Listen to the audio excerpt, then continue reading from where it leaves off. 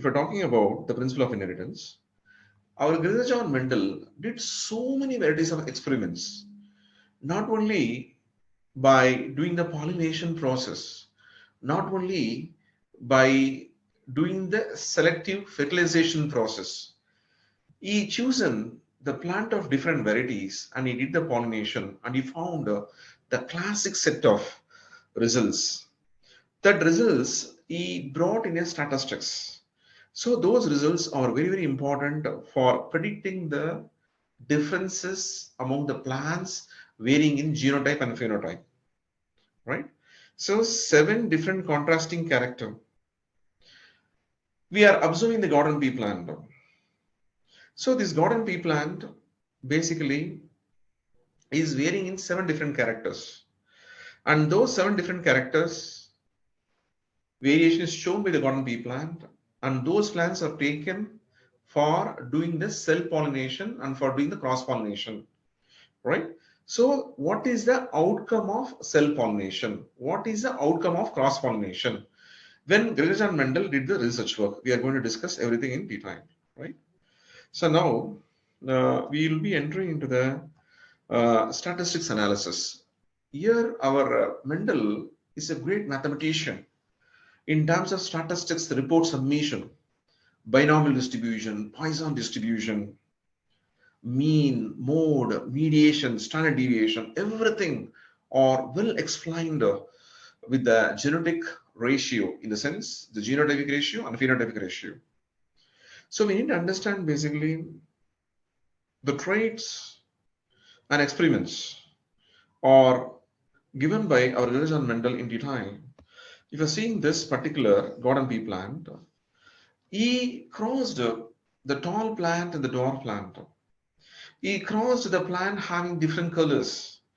He crossed the plant having the small size pod and the big size pod.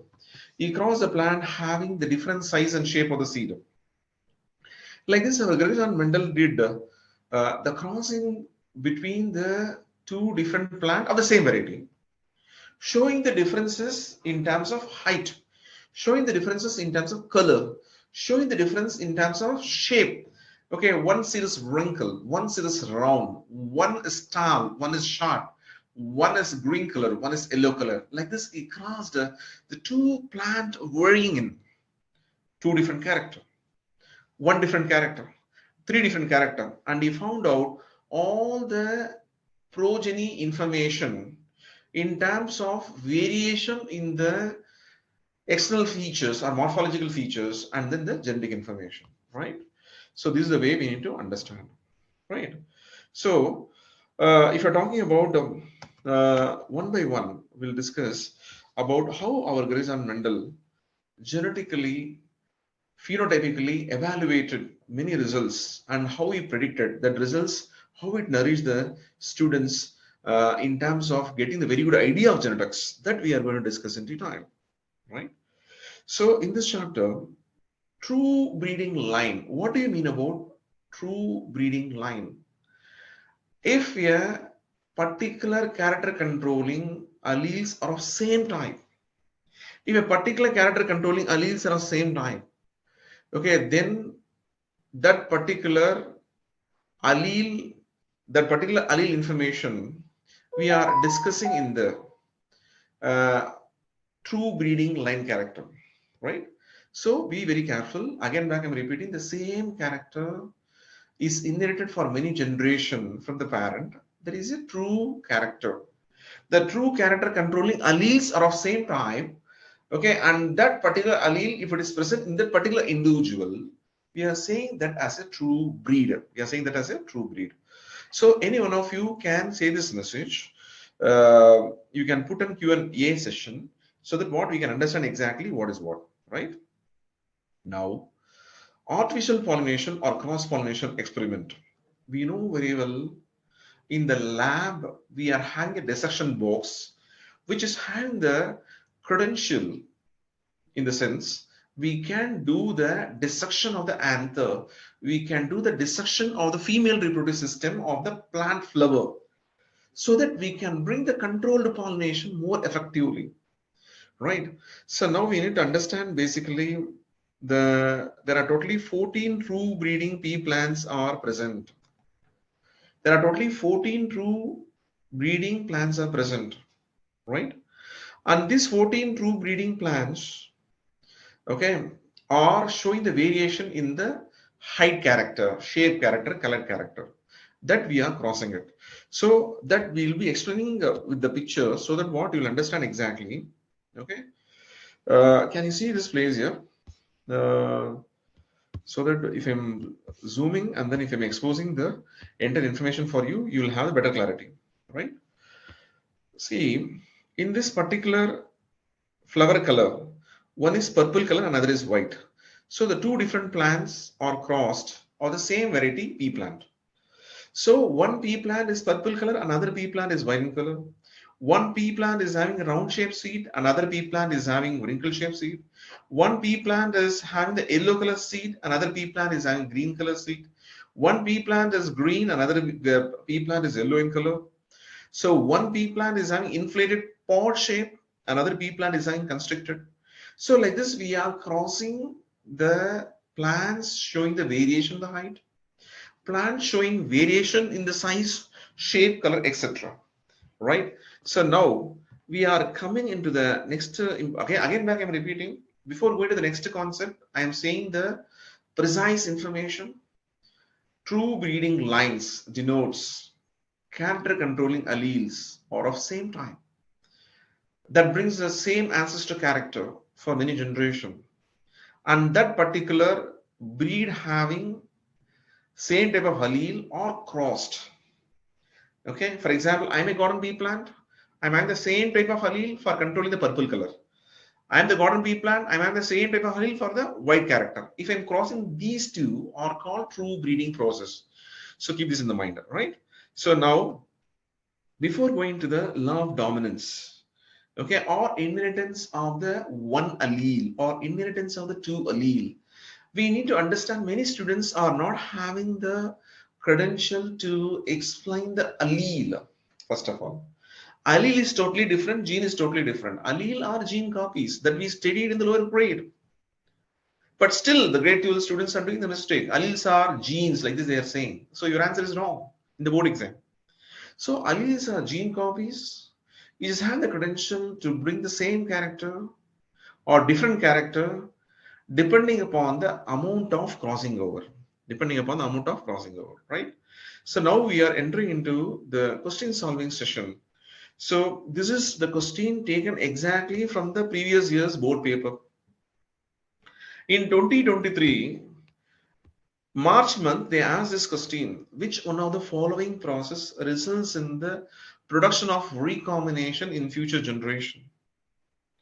So the answer they given mutation, right? Independent assortment during meiosis 1 and independent assortment during meiosis 2. What do you mean about mutation? I don't know what is mutation. Mutation is a sudden change in the genes, copies, or alleles, right? That is mutation. So saying the option, each and every option, you can see this. See it's okay here. Saying each and every option is very, very important, right? Here,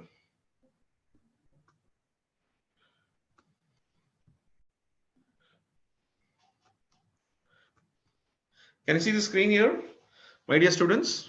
Can you see the various questions? Yes. So which one of the, again back I'm repeating. So be very careful with this.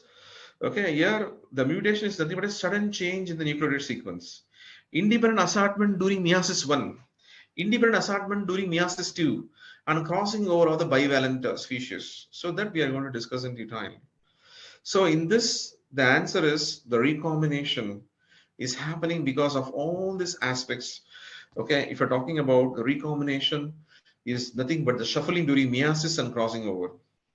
Independent assortment during meiosis 1 and crossing over of the bivalent, of course, contribute to the genetic diversity, right?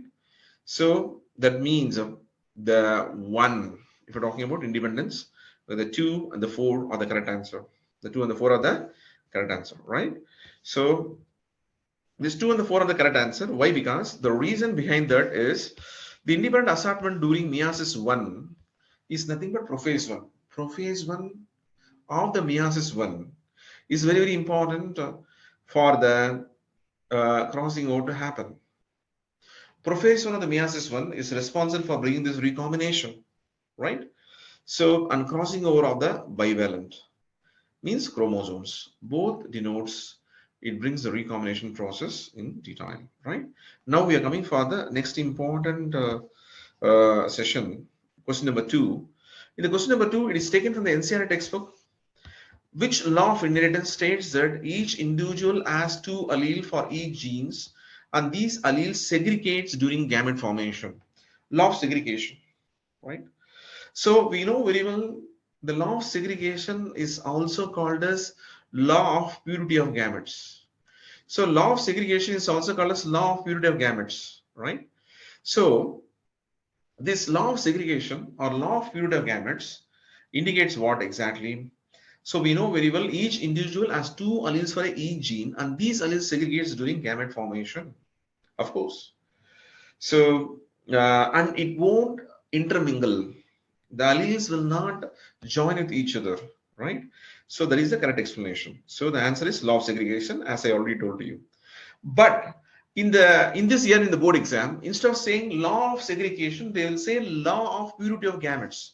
Law of segregation or law of purity of gametes is also explaining the chance of mixing of the alleles possibilities are zero. Again, back I'm repeating, the alleles for a one particular character existing in one particular gamete are not joining with the other allele for the other character. That is the hidden meaning of the law of segregation. That is why it is called what? Law of purity of gametes. That is the message we need to understand, right? So now we are coming for the question number 3. In the question number 3, Mendel's experiment primarily involved which organism? If you're talking about this concept, okay, here famous experiment on the garden pea plant. So this garden pea plant is also called as Pisum sativum. Sometimes they will say pea plant. Okay, all the pea plants are not explaining the green pea plant, right? So we need to specify the garden pea plant. Mendel experimented a lot of research work and he finalized the statistics report after seeing the garden pea plant.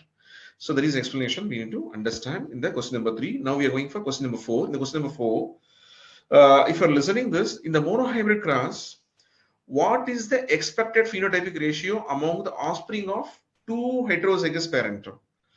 Two heterozygous parent, the answer is 3:1, right? So dominant 3 and then recessive 1. So this monohybrid cross we did in the grade 10 CBSE when we discussed about hereditary and evolution chapter in the grade 10. So that concept is repeated again back in the grade 12. Okay. So if you are very good in that particular concept, then we can say the answer very easily, right? Grade 10 message is enough. Okay. Here again back I'm repeating. The 3:1, the possibility is because of the 3 denotes the maximum dominant character arrived by the offspring. Whereas the 1 denotes the recessive character or less in number. This is the message we need to understand, right? So now we are coming for the related videos. Whenever you are having time in our Go to University portal, see this video, fantastic video, which helps you to understand this particular subtopic in detail. And now we are coming for the worked examples. In the worked examples, they'll give the information of the progeny and they will ask you to find out the genetic information of the parent.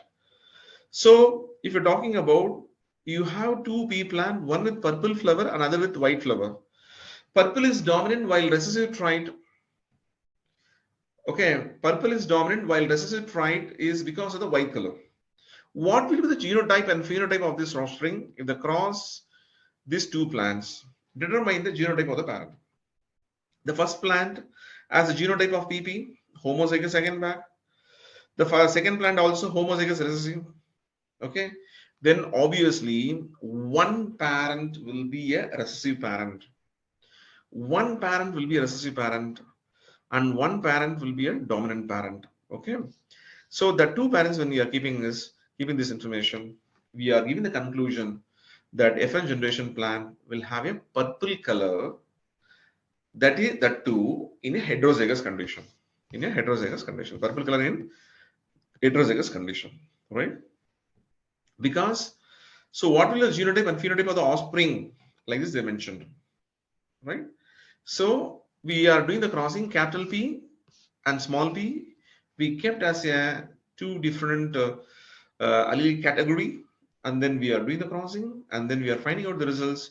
These results speaks about the purple color and purple color, what? Homozygous or heterozygous? Heterozygous. So heterozygous means two different allele for a same character. So why we got the purple color? Why? Because the capital P dominated the small p allele. Small p allele. Who is small p allele? The small p is nothing but here. The small p is nothing but what exactly? The small p is nothing but what exactly? In the question they already mentioned or not? White. Okay. So, and then the capital P is what? Purple color flower, right? So we need to understand this information and then we need to say the answer. So the capital P allele, which is kept in a superscript form for your better understanding, that is dominating the recessive allele. So because of that reason, the purple color came in the offspring, right? So now we are coming for the dihybrid cross. In the dihybrid cross, determine the genotype of the parent. So in the genotype of the parent, the first plant has a genotype of uh, capital Y and capital R.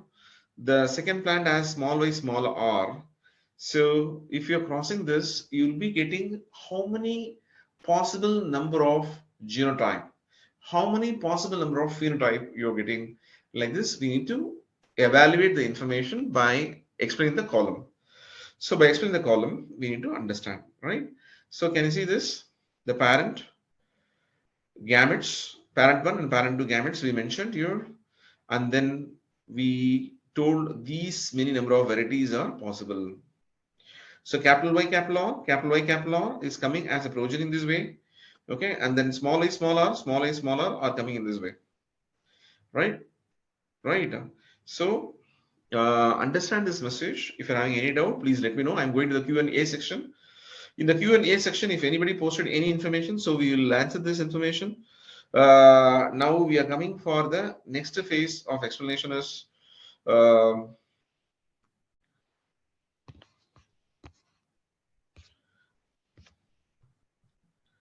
in the workday examples we discussed, and now we are coming for the tips for exam. In the tips for the exam, we need to remember all the technical vocabularies like the phenotype, genotype, dominant allele, recessive allele. Like this, we need to remember all the technical terms. We need to have a laundry list whether I am good enough to draw the monohybrid cross, dihybrid cross, whether I am good enough to do the allele symbols. Like this, we need to understand everything properly, right? So mastering the vocabulary is very important. Understanding the basics means all the three laws. The first law, law of dominance. Second law, any one of you can say in this information. Okay, law of independent assortment. Third law, law of segregation. Fourth law is not there. It's not there, right? There are totally three laws are there for the Mendel's. Law of dominance, law of independent assortment, law of segregation, right? So first law is law of dominance. Second law is law of independent assortment. Third law is law of recombination. So those basic laws. So in the board exam, sometimes they'll ask you to give the third law, but they won't say directly. The third law is nothing but law of independent assortment. Be very careful. Many students are doing the mistake. First law, law of dominance. Second law, law of segregation. Third law, law of independent assortment. Right? And fourth law is law of recombination. That law not belongs to Mendel. That law belongs to Morgan, right? So that law's correlation is very important. Vocabulary correlation, phenotype, genotype, monohybrid cross, dihybrid cross, everything we need to understand. And Punnett square or checkerboard will help you to understand all this crossing very nicely, right? So inheritance pattern. We did this particular individual crossing. When I'm doing that particular crossing, Here, what type of offspring will come in the FN generation? What type of offspring will come in the second generation? Like this, we need to understand. These are all the examples for you, right?